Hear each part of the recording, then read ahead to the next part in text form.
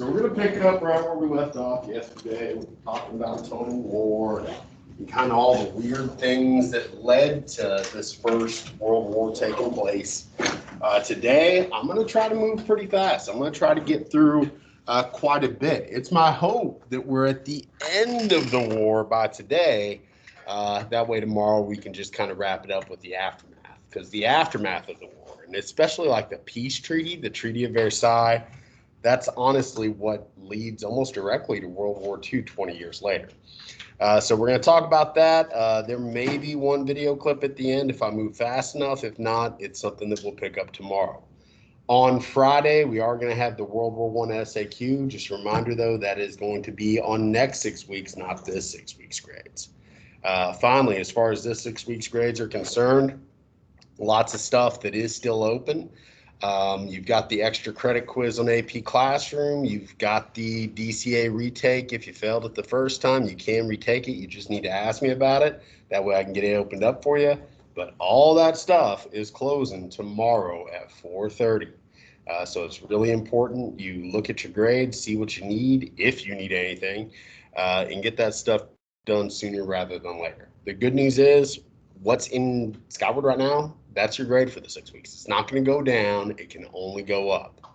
So take advantage of the opportunities we've got left. Try to push it up as much as possible. So where we left off, we were talking about total war.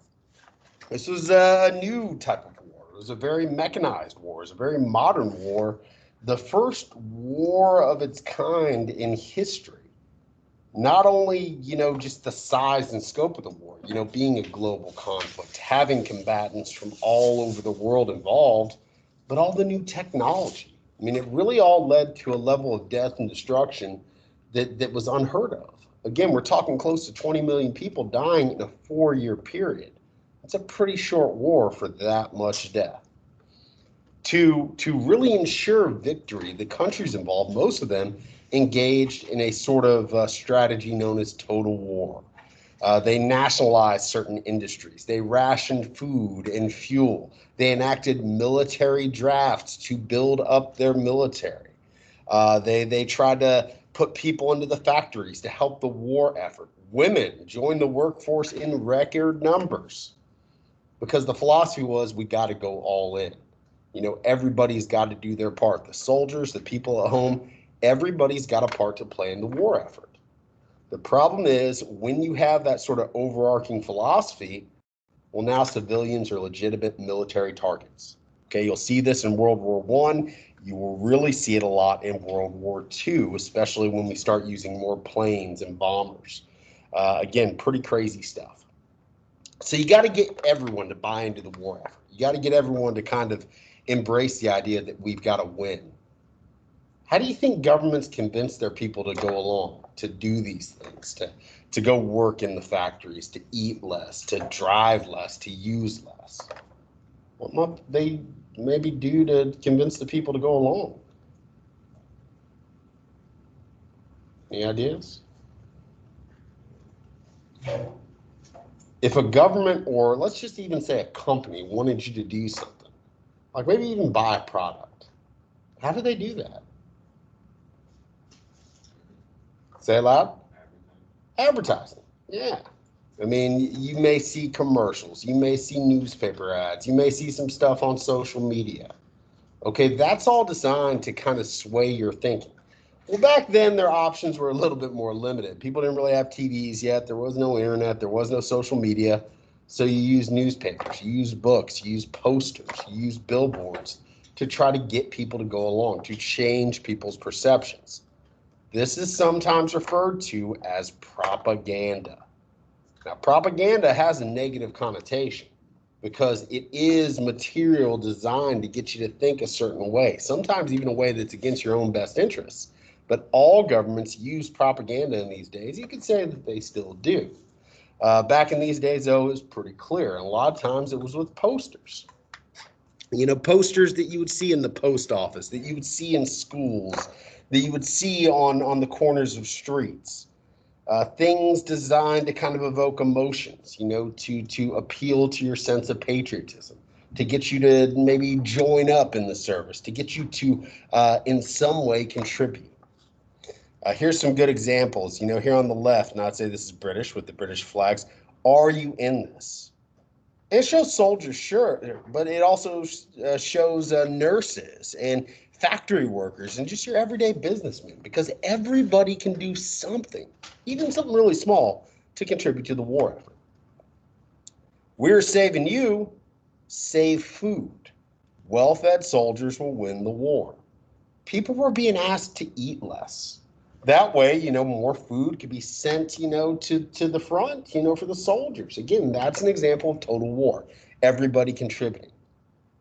Here we've got Together, another British one, because, they're the British Empire. You've got your British soldiers, but it looks like you got soldiers from India, from Africa, maybe Australia, with the idea being, yeah, you guys are colonies of Great Britain, but you're a part of Great Britain, and we're all in this together, and, you need to support the war effort just like we are. I'm a big fan of, the Marvel movies, have you guys ever seen the first Captain America? Okay, where he's going around and he's selling war bonds and stuff before he starts fighting? Guys, the Captain America comic book was created in World War II to try to drive up enlistment, to try to drive up a sense of patriotism. You see this superhero out there beating up Nazis. All right, yeah, it was a cool story, but it was also propaganda. A lot of the stuff that you see in that movie, and we may even watch that one clip when we do World War II, but a lot of that stuff, obviously there wasn't really a Captain America, but the comic book was created during that time period to get people to buy in. Other ones, The Empire Needs Men, Australia, Canada, India, New Zealand, all colonies of Great Britain, all answer the call, helped by the young lines being the colonies. The old line defies his foes. Enlist now. Britons wants you. Kind of looks like our Uncle Sam poster, right? This is earlier on. But it's the same idea, trying to appeal to people's sense of patriotism. Yeah, most countries enacted military drafts, but they also wanted people to enlist of their own free will. Again, numbers was going to help. Here, lend your 5 shillings to your country and crush the Germans. We'll talk more about war bonds in World War II, but it even went so far as, asking the public to donate money to go towards the war effort. Again, those are all components of total war. And on one hand, they do help. Everybody doing their part, it's going to help ensure victory. But it also means that your enemy is going to target your civilians as well, because everybody is doing their part. Take a look at this picture and just, think about what you see. 100 years prior, if there was a conflict, say, I don't know, the American Revolution, which was about 150 years prior, but you wouldn't have seen any of this stuff. You wouldn't have seen planes. You wouldn't have seen tanks. You wouldn't have seen battleships of this magnitude, steam-powered ships or gas-powered ships. You wouldn't have seen machine guns. You wouldn't have seen a battlefield that looked like that after the fight. That is utter destruction. That is destruction and capability to kill that had never been seen before in all of human history. Again, it's kind of amazing, from the Industrial Revolution on, it's like we just continually become more advanced technologically, but also militarily. And unfortunately, that's given human beings a greater capacity to kill one another, and sometimes in very brutal ways. Again, you had a bubble map that was all about new technology. I see some here. Machine guns, battleships, tanks, planes. You look at the aftermath here, heavy artillery. Good morning, Ranger Nation. Pardon this interruption. Teachers, please check your emails for any testers that are still sitting in your room, and please send them to the testing area. Thank you so much.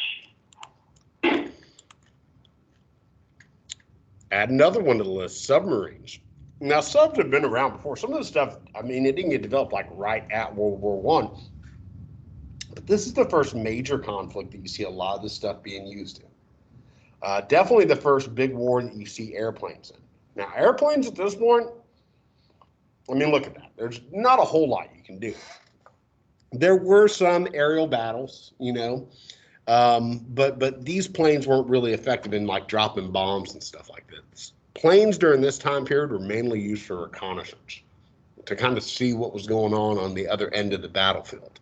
But still, this is a game changer. Tanks weren't very good back then, not very maneuverable.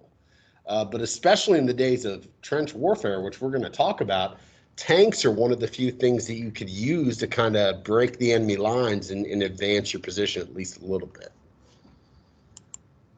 Other new things, heavy artillery, firing these massive shells, across the battlefield, causing a lot of destruction. Handheld grenades, flamethrowers, probably the most notorious. What do you see these guys in the lower right-hand corner along with their donkey wearing? Gas masks. I mean, this is the day of poison gas attacks, a very new technology. Are people supposed to use poison gas anymore? No. Gas was it was deadly, but it was so just terrifying to people that after World War I, people actually agreed, you know what, we're not going to use gas anymore. They had a convention to kind of set some new rules for war. And even though occasionally people still use gas, like in the Syrian Civil War, which has been going on for like 10 years, their president has used it. Saddam Hussein in Iraq, 20, 30 years ago used it. These are considered to be war crimes, okay, because gas is just so devastating. But again, it was new technology and people were using it. They weren't really sure how effective it was going to be. It was only after the war that, the international community pretty much said, hey, we got to cut this out. This was awful on all sides. So you got a lot of stuff you could put in your bubble map. Make sure you get some of that in there. With all this new technology, the nature of battle changed. Okay, you started seeing people, because they're coming up against machine guns and they're coming up against tanks and they're coming up, against poison gas and all that stuff. You start to see people fight a defensive war where it's not so much about gaining ground, it's about not losing ground. It's about wearing the other side down. It's a war of attrition. This is kind of the origins of what we call trench warfare, and that is something that you need to know. Most of World War I in Europe, especially there along the Western Front, you had each side literally dug in. They would dig these very long trenches. They would fortify them with sandbags and barbed wire to make it difficult for the enemies to jump out of their trench and run along and get into your trench. I mean, they would shell each other constantly from other sides of the battlefield. They would poke their heads up. They would take shots at each other. But it was pretty rare that they actually got out of their trench and moved forward. They did sometimes, but usually it was devastating. You get out of your trench, you try to run to the enemy position, you're probably going to get mowed down by machine gun fire. That's why the areas between the trenches, and this is some vocab worth knowing, were called no man's land. Because if you went out there, you were probably going to die. Again, it's probably a lot different than people envisioned before World War I began. It was all about the glory of war, the glory of battle. Whereas, the reality was most people spent, the majority of the war in these holes, in these ditches, just struggling to survive. Trench warfare was so prevalent in Europe. You add up all the trenches, and again, bless you, we're talking lots of zigzags and interconnecting trenches and stuff. They estimate it's about 25,000 miles of trenches that were dug and used during World War I. That's insane. Fighting a war with maybe, say if you're on the British side, maybe the Germans are about 250 yards the other way. And you guys, constantly fighting, but not really moving forward a whole lot. Again, it's because it was so dangerous. And honestly, this is just a reaction to fighting with all this new technology and people trying to figure out the best way to use it and not get killed in the process. Even though a lot of people did get killed in the process. How'd they dig it? Old school shovels. I mean, when the Germans started to attack, and we talked about this yesterday, the French had kind of already started digging themselves in. So once the Germans figured out, hey, we can't really advance, well, we need to dig ourselves in. And yeah, this is in between getting shot at and all this stuff. It was probably a very slow and painstaking process. But you've got all your shoulders with shovels, with their helmets, doing whatever they can to dig in. And over time, probably took a couple years to get as sophisticated as it was. You start to see a network of trenches. But yeah, once this was kind of the decision that this is how the war was going to be fought, I mean, soldiers had to be workers, had to be ditch diggers, because this is where they were going to spend most of their time.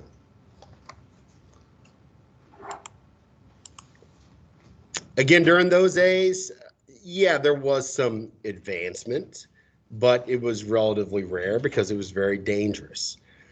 You would have, runners, couriers that would run between the trenches, that weren't connected to deliver messages, which is obviously one of the most dangerous jobs there was. Planes at this point were mainly used to fly overhead, kind of see what was going on in the enemy trenches and report back to their commanders. And a lot of the war was, each side using heavy, long-range artillery to kind of bomb the crap out of the other side. When you needed to get somebody out of the trench, that's usually when you saw your poison gas, you saw flamethrowers, when you were making those heavy advancements. But it was just kind of a weird war, waiting in this trench, waiting for death to come overhead, constant stress, without, at least being able to see a lot of tangible progress. Had to be a very disheartening war, especially because life in the trenches was pretty awful. Have you guys ever heard the term shell shock? Like somebody shell shocked? That comes out of World War I. Because, these soldiers, they would be in these trenches, usually 24 hours a day. And you never knew when the bombardment was going to come. It's like death was constantly just hanging over your head. And, one day you could be there and the next day, you wouldn't be, or your friend would be gone. That's in addition to, poison gas coming along. So it was really, really scary. You were living in constant fear. And some people couldn't handle it. I mean, some people just psychologically broke down. Now today, have you guys ever heard of like PTSD? Okay, we know a lot more about psychology than we did 100 years ago. Okay, PTSD is post-traumatic stress disorder. People that go through very traumatic situations like, warfare, sometimes that can cause a lot of psychological problems, anxiety, depression, people really just shutting down. Back then, they didn't know about that stuff. So when this would happen to soldiers, it was like, hey, you need to snap out of it. They get slapped around. Sometimes these people would even be executed as cowards, when in reality, they're just having a severe psychological break. Again, our knowledge in just about everything's advanced, in technology, in medicine, psychology. But again, yeah, the term shell-shocked, it comes from this time period. Again, a lot of Europeans, especially, under that idea of militarism, they thought war was going to be awesome. They thought it was going to be short. They thought they were going to go and gain glory and come back home, becoming a man or whatever. And that's what people were buying into. The realities that they faced were not that. It was hellish. I mean, just imagine outside of, the shells and the poison gas and being afraid to pop your head up because somebody's aiming a gun, your head could get blown off, Aside from that constant fear, just think about life in the trenches. You're not bathing a whole lot. If you are, it's a very not thorough job. People are dying, and depending on, how things are going, bodies may be sitting there for hours. They may be sitting there for days. You may be next to your best friend for hours on end, just being there. People got to use the bathroom. Well, you've got another trench that you're doing that in, but man, erosion, shells coming down. Sometimes that sewage could leak into the trench that you were stationed in. Plus, think about the rain. In France, in Belgium, where most of this was going on, it rained a lot. A lot of these trenches didn't have good drainage. So sometimes people would be standing in water, and sometimes a mixture of water, blood, waste, whatever, for hours and hours, sometimes days on end. What happens to your feet, like if you've been in a pool or a bathtub for a long time? Yeah, it starts to wrinkle. Okay. What do you think is going to happen to your foot if you're standing in water for maybe 3 days straight? What if that water's got, feces in it, got blood in it, got guts in it, got every other nasty thing you could think of? Your foot's going to start rotting away.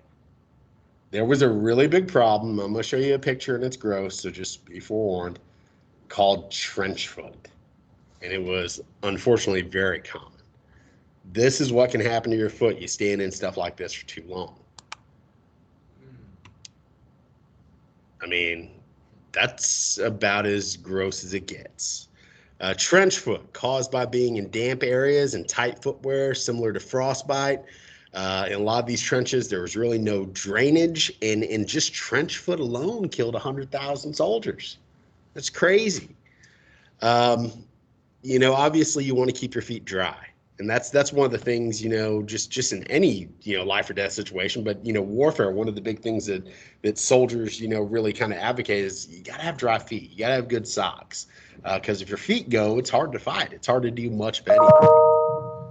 But in addition to, the wetness in the trench foot, you got to think with all those dead bodies. You got to think with, open and exposed food. You got to think with exposed human waste. Lots of really grungy conditions. There were a lot of rats in the trenches. There was lice. There were fleas. There were, people aren't bathing a whole lot. So it's not a very hygienic situation. Some people, died of what they called trench fever, which was spread by some of this vermin. That killed 15% of people that died in World War I. You pop your head up, like I said, a sniper could blow your head off. I mean, it was a really miserable existence. So you've got these trenches and people are dug in. I mean, that's probably why poison gas really got used first. That's probably why flamethrowers first got used to drive people out of their trenches. Well, flamethrowers, I mean, that's pretty terrible getting set on fire. But poison gas, I mean, oh God, it is terrible. All sorts of different new versions of chemical warfare were being enacted. I'm getting a lot of Amber Alerts for whatever reason. All sorts of different poison gases. Mustard gas is one of the most famous. Chlorine gas. Like if you've ever been around a pool that maybe just got a bunch of chlorine in, have you ever kind of smelt that and breathed that in? Kind of takes your breath away. Kind of, burns your lungs. Imagine that concentrated to where that's all that's going in your lungs. I mean, you're going to burn your lungs out. Your lungs are going to start to bleed. You're going to choke to death on your own blood. Mustard gas, same sort of thing. Some of these gases, would get on your skin and cause your skin to kind of start to rot, kind of start to melt off. I mean, this is torture. This is scary, but that's the reality of war. This is a new type of war, and people were constantly trying to adapt to it. And it goes to show you just how insane it was that, different rules for war, different conventions had to be had, in the aftermath to say, hey, we can't use this stuff anymore. And today, when people do use chemical warfare, it's a big international deal. There's government sanctions coming out from the United Nations. There's countries that obviously look at that in very low regard. Again, not all of them were deadly. Tear gas is still used all the time by police, to drive people out of areas, because that's the whole goal, to drive people away. But some of this other stuff was incredibly deadly and caused damage not only at the time, but for years afterwards. The big Geneva Convention in the 1920s, that's what kind of outlawed chemical weapons. The Geneva Gas Protocol specifically banned the use of poison gas in war. Now it's considered a war crime. But back then, like everything else, we had to learn from our mistakes. Lots of soldiers were disfigured, for the rest of their life. I mean, look at these bubbles. This is mustard gas. It would cause like these weird bubbles to kind of rise up and then ooze this kind of orangish, yellowish stuff. I think that's why they called it mustard gas. But very deadly, very, very torturous. I mean, really nasty stuff. Fighting came to an end on November 11th, 1918 with an Allied victory. The Allies, the side that we were on with Great Britain and France and Russia for a while and a few others, they were the winners. Um, Fighting ended on 1918 Armistice Day. Today we call it Veterans Day. Okay, we still celebrate Veterans Day. It obviously now includes a lot of American wars, but it starts with kind of when the ceasefire was enacted in World War I. At the war's end, there was a total of nearly 38 million casualties. Do you guys know what casualty means? It's not death. It includes death, but it's not just death. It's death in like very serious injury. Okay, so the casualty rate's always going to be a little bit higher than the death rate. But these are people that were either dead or probably debilitated for the rest of their life. Of those, about 20 million people died. Now, I will tell you, World War I, World War II, some of the other stuff we're going to be talking about, it's hard to get exact numbers. This is 100 years ago. You don't have the internet. You don't have Excel. You don't have these databases. You know, it's historians poring over written records. In some countries, overreported their deaths, some underreported, some didn't report at all. So I will tell you, the further back we go, World War I, World War II, you're going to see estimates vary by millions and millions sometimes. But, you know, 20 million, that's a number that seems fairly realistic and seems like, you know, it's the one that is usually quoted the most. Again, 20 million people dead, making this the deadliest conflict in world history at the time. Now, that's slightly misleading.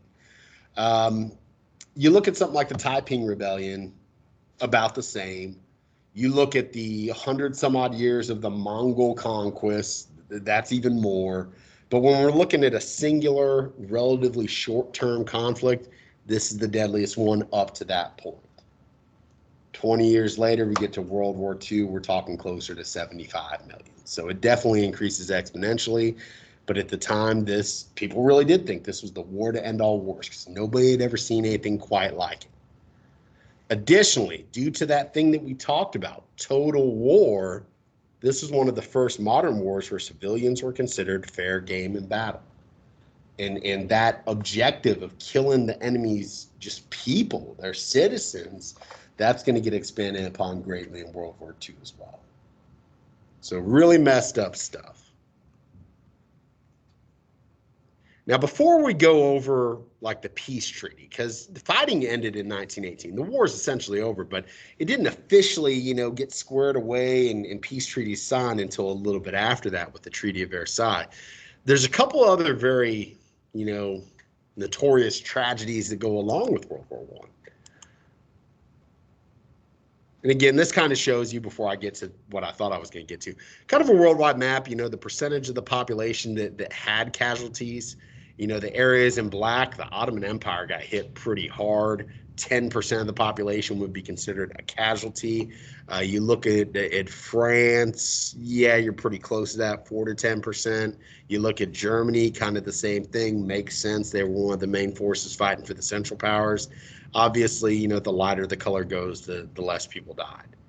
I mean, and this goes back to what I was saying the other day. Technically, China was a part of the Allies, but China was a big mess and they didn't do a whole lot. You know, a lot of South America technically was a part of the Allies, but they didn't do a whole lot. So again, that earlier map that I showed you with the alliances, it was misleading. That just kind of showed you who sided with who. The African colonies, obviously, you know, there was a lot of fighting there as well. In addition to all the death and casualties from direct warfare, World War I was also kind of the backdrop of probably the 20th century's first genocide, the Armenian Genocide. Perhaps the most shocking atrocity of World War I was the death of between 600,000 and 1.5 million Armenians in Turkey. Again, hard to really say exactly how many. This action has been called the 20th century's first genocide. The Ottoman government, because this is all going on in the Ottoman Empire, alleged that Christian Armenians, a minority within the Ottoman Empire, were cooperating with the Russian army. Okay, there have been historic ties between the Armenians and the Russians. Well, World War I, the Ottomans are fighting the Russians. You know, they're on different sides. So the Ottoman government says, you know what, the Armenians are helping them. They got to go. The Armenians are saying, hey, you know, we're just doing us. Who really knows? But either way, you know, depending on your point of view, the Armenians were killed in record numbers. As punishment, Armenians were deported from their homes between 1915 and 1917 and forced into camps similar to concentration camps in Syria and Mesopotamia, what is now Iraq. Many died of starvation, disease, exposure, and mass execution at the hands of the Turkish troops. Now, this is one that's real controversial, all right? Turkey, what was left of the Ottoman Empire, says this was not a genocide, it was a warfare, okay? Yeah, we killed a lot of Armenians that were working with the Russians, but they were our enemies. And, you know, stuff happens in the scope of war. Okay, that's kind of Turkey's claim. That's what they've stood by. Some of their allies still kind of say it was just war. For a long time, the United States didn't acknowledge this as a genocide because we've been allies with Turkey. You know, they're one of our biggest allies in the Middle East to this day. I think under Obama, they started saying, okay, yeah, that was a genocide. And most the international community acknowledges that, but some don't to this day. Like I said, 600,000 to 1.5 million of one particular group of people, one ethnicity. I mean, to me, you know, a genocide is one group trying to essentially wipe out another. I would say that this meets the criteria, but again, know that there is some controversy around it. But when you look at some of the things that they did to the Armenians, and this is you know, been proven, at the very least, you gotta say there's a lot of cruelty in it. You're gonna see some pretty disturbing photos, but again, history is sometimes disturbing. If you want to close your eyes, you can. I'll tell you when we're done. Now, before we get to the disturbing photos, this just kind of shows, you know, what was happening. You know, there were marching Armenians, you know, which are kind of, they're near modern day Russia, but, you know, near modern day Georgia, you know, a little bit north of Iraq, you know, kind of Middle East, Central Asia type area. They started rounding them up. They started deporting them, very similar to what the Nazis did to Jews and others during the Holocaust. And in the process, a lot of people died on the way to these camps. A lot of people died in these camps. Now for the really disturbing stuff. And I think when you look at this, you can't say that you know, this was just war. This is cruelty. The Ottomans were Muslims. The Armenians are Christians. They routinely crucified Armenians. I mean, that's very torturous. That definitely sends a sign. Here, you know, you have a picture of Armenian children, you know, begging for food, clearly starving. And you've got this Turkish gentleman like holding a piece of bread over their heads, like teasing them. I mean, you saw just mass execution sites, you know, where people were rounded up and shot in the head. Again, you look at the evidence, and most of the world does say, hey, this is genocide. But just know that there is some debate, especially on the part of Turkey. But the craziest thing, and this is very timely, there was something that was going on during and right after World War I that killed way more people than World War I. And believe it or not, it is connected. Does anybody know what it was? Something that's been talked about a lot in the last year or so, because we're going through something pretty similar. Wasn't the Black Plague. This may have been worse than the Black Plague. You guys ever heard of the Spanish flu? Yes. All right. Now, that's a messed up name because it has nothing to do with Spain. I'll explain how it gets that name. It's the influenza pandemic of I'm going to show you here in a second, 1918. But guys, this killed way more people than World War I, way more people than COVID. I would say, and I got to look up the data, it killed more people than the Black Death as well. The thing is, the Black Death proportionally, because, you know, the world population was a lot more in the 1900s than it was back in the 1300s, proportionally in some areas, the Black Death killed more of a percentage of the population. But man, this was awful. The 1918 influenza epidemic was another fatal blow that struck the globe at the end of the war. At the time, many believed the illness originated in Spain and was thus referred to as the Spanish flu. We don't really call it that anymore, although some people still do. But what it was this. During the war, the countries involved in the war, the government was censoring the media. Okay, they were telling them what they could talk about, what they couldn't talk about. And as this broke out towards the end of the war, the US, Great Britain, Germany, they didn't want everybody knowing that a lot of their soldiers were dying of this disease. So they kept it on the hush hush. But Spain wasn't involved in the war. They were neutral. So it was their media that was the first that was saying, hey, there's something going on. People are dying. There's this illness. There's this flu-like illness. People are dropping dead left and right. So because they were the first ones to report on it, it gets the nickname the Spanish flu, even though it's pretty much been proven it didn't originate in Spain. Under peacetime circumstances, a virulent disease might do major damage to a concentrated group of people in a particular region. In 1918, however, millions of soldiers were returning home as the war had ended, interacting with countless people, making it easier for the flu to spread.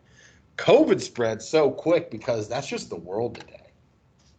But the world was different 100 years ago. People didn't travel and move around nearly as much as they do now.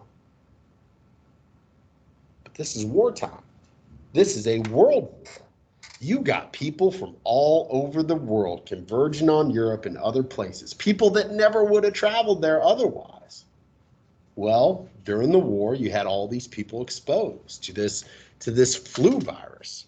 And then they went back home and it was like the war's over and they were hugging and they were kissing and, hey, we're going to have a party for Jimmy. He's back from the war and you got barbecues and it just spread like wildfire. Okay, similar to COVID, but the results were way worse. Soon the flu epidemic became a pandemic, a disease prevalent over a large area or the entire world. Between 1918 and 1919, nearly 500 million people were infected around the world. This pandemic would kill an estimated 50 million people, many more than the total fatalities of the war itself. 50 million is a conservative estimate. That's usually the low point. Some say it was as high as 100 million. By comparison, do you guys know how many people have died worldwide of COVID? What's that? You're pretty close. 2 million, 2.5 million. 2.5 million COVID. Think about how crazy the world's gotten. Here, 100 million maybe. And this is a time period where they don't know nearly as much about science as we do. Just think about how weird things have been over the last year. Imagine how weird it was in the aftermath of World War I. Again, crazy stuff. The Spanish flu, the 1918 influenza pandemic, it's one of the worst diseases, pandemics in human history. And the crazy thing is, guys, it's the flu. It's the flu. It was a very virulent, strong, contagious form of the flu, but it was the flu.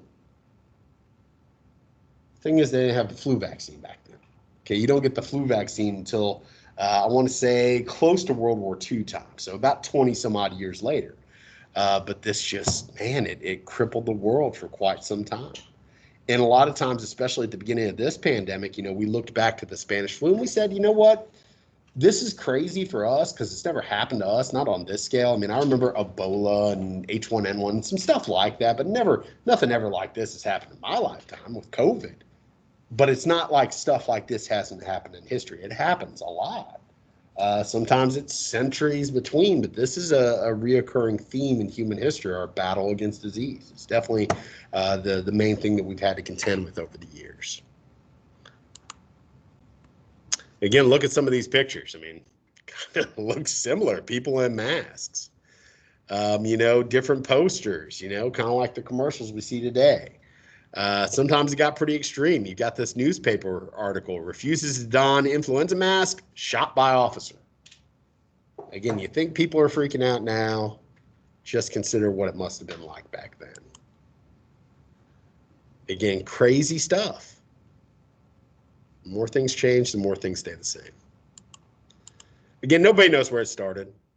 May have started in China, may have started, in I would think probably the most obvious place, in the Western Front of Europe, during the war.